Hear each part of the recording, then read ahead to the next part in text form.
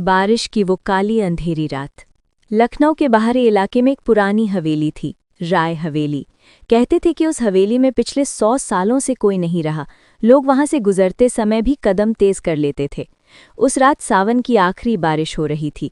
आसमान में काले बादल ऐसे गरज रहे थे जैसे कोई पुराना बदला लेने आए हों।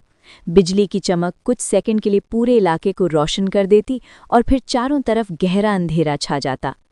आरव और उसके 3 दोस्त मीरा, कबीर और रिद्धि कॉलेज से लौट रहे थे।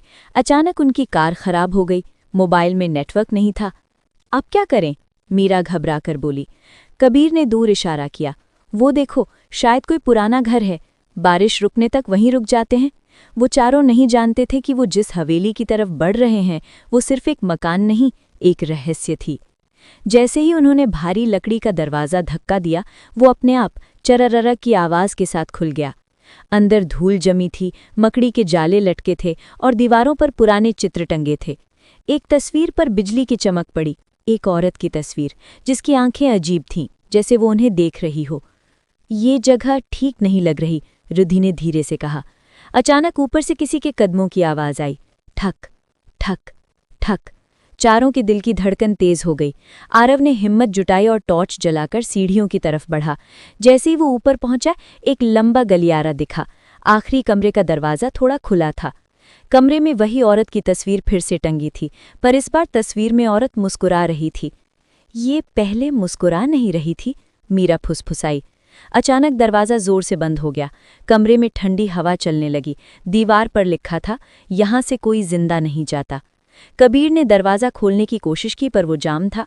तभी पीछे से किसी ने धीरे से कहा, तुम लोग लौट क्यों आए? चारों ने एक साथ पीछे देखा।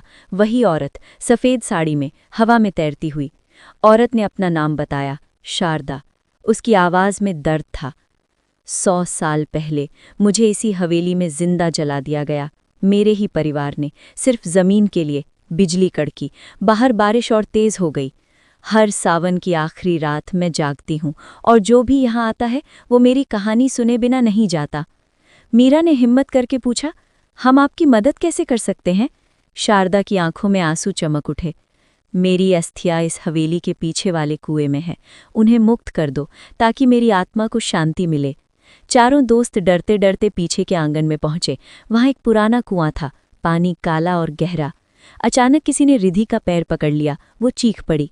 आरव ने टॉर्च कुएं में डाली। अंदर हड्डियां दिख रही थीं। यही होंगी, कबीर बोला। उन्होंने हिम्मत कर रस्सी से एक हड्डी बाहर निकाली। तभी तेज हवा चली। हवेली के सारे दरवाजे अपने आप बंद हो गए। शारदा की चीख गूंजी, जल्दी करो, सूरज निकलने से पहले। मीरा ने पास पड़ी सूखी लकड़ियां इकट्ठी की।